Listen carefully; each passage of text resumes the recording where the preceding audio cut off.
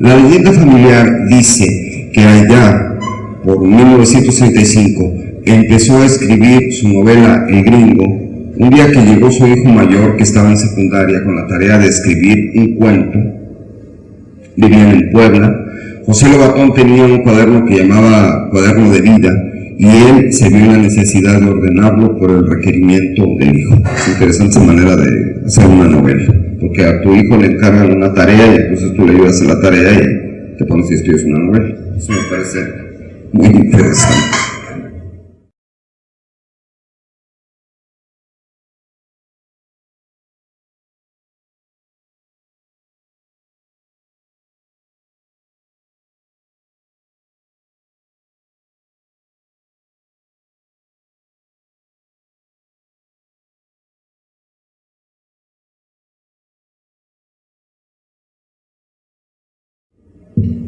Aurelio Lobatón Garza, hermano de José Lobatón, fue el editor de la novela El Gringo. Eso también es muy interesante, es una especie de edición de autor, pero es un hermano el que se convierte en editor de la obra de su hermano. La corrección del libro estuvo a cargo, este dato todavía es más interesante, la corrección del libro estuvo a cargo de una tía del autor que era monja. Aurelio le dio la obra para su consideración a su tío Mariano Azuela y le pidió un prólogo, pero al parecer el autor de Los de Abajo, la novela de Los de Abajo, si no me equivoco, fue publicada como por 1916, tenía como principio rector no escribir prólogos y solo redactó una carta con algunos comentarios. Desde el principio no hubo ningún intento por comercializar el libro. Llegaron los 2000 ejemplares a la casa del hermano editor en México y ahí se presentó la novela en una ceremonia con familiares y amigos. Después de la publicación, José Lobatón no volvió a hablar del libro, a pesar de que autores, como ya lo comenté, como Vito Alessio Robles y algunos otros periodistas de la prensa de Saltillo, ponderaron la novela por su estilo fresco, inmediato y conciso y por el inevitable sabor regional de su léxico. José Lobatón murió el 24 de diciembre de 1969 en la Ciudad de México y solamente le sobrevive su hija Magdalena, que está aquí con nosotros. En la Gaceta del Saltillo, año 11, número 3, Nueva Época, de marzo de 2009, yo reproduje la carta que Mariano Azuela le dirigiera al autor del Gringo. Quienes ahora lean la carta tal vez perciban cierta incomodidad con la que nuestro novelista de la Revolución comenta la obra de su sobrino. Si nos ubicamos desde el ángulo de Lobatón, la actitud de Azuela pudiera resultar desconcertante.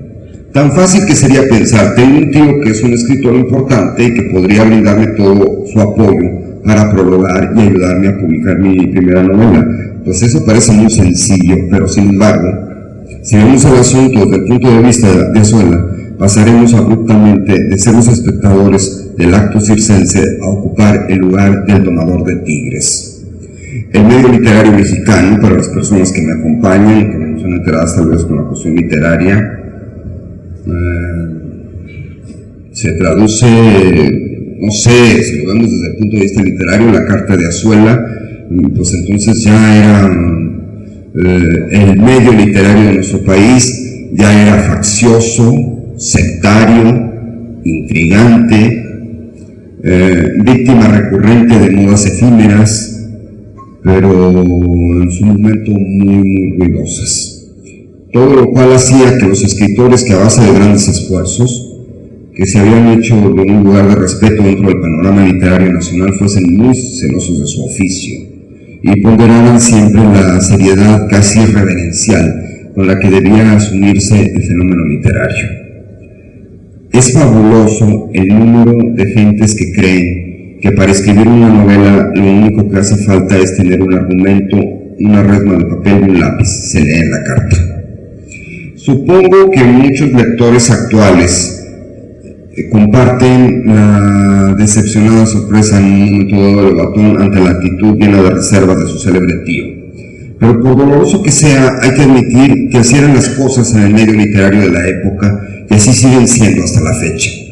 No basta con tener escrita una narración amena e interesante Es necesario hacer méritos para ser aceptado como escritor por los demás escritores. Como decía Juan José Arreola, contar con las cartas credenciales que lo acrediten a uno como representante del espíritu.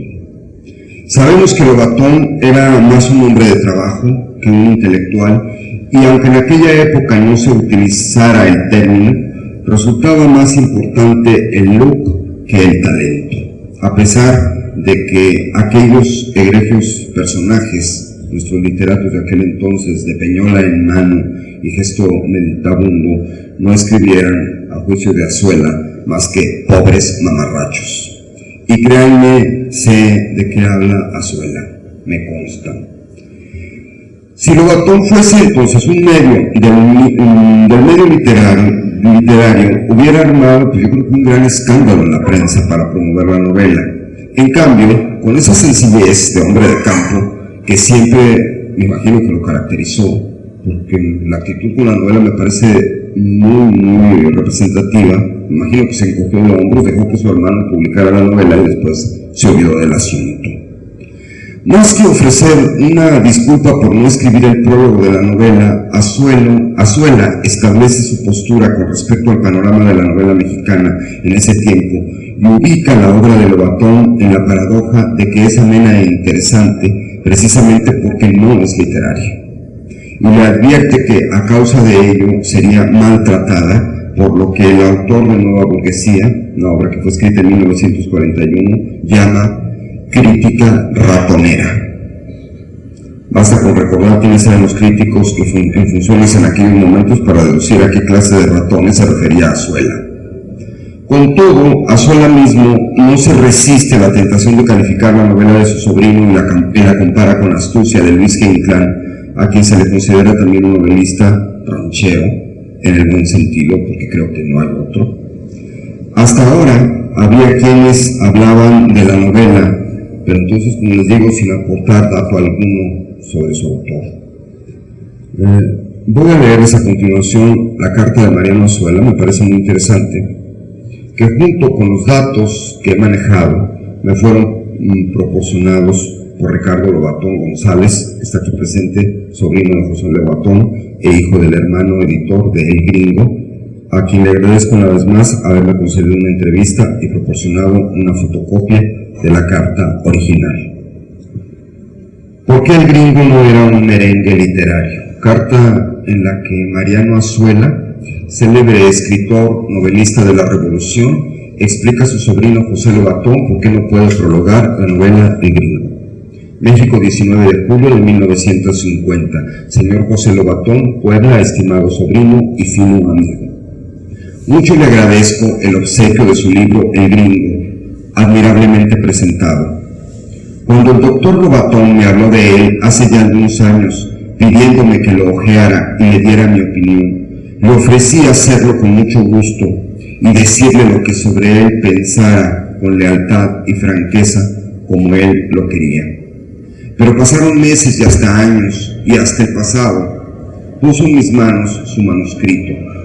Debo confesarle que comencé a leerlo con recelo y desconfianza, porque los que tenemos que leer muchas novelas nos encontramos con que gran número de las que se publican con ese título son pobres mamarrachos.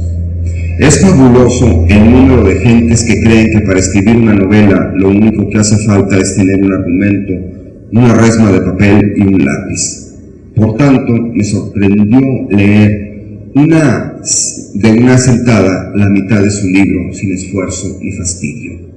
Para mí, la cualidad absolutamente indispensable en una novela es el interés. No le diré que su obra me haya parecido una maravilla literaria, ni siquiera una obra realmente literaria en el sentido que a esta palabra le dan los hombres de letras profesionales. Al contrario, el encanto que encontré es que sin literatura interesa y arrebata. Como en esas relaciones, dice Azuela, que algunos viejos hacen a los niños y que se conservan en la memoria con el deleite de los mejores días de la vida.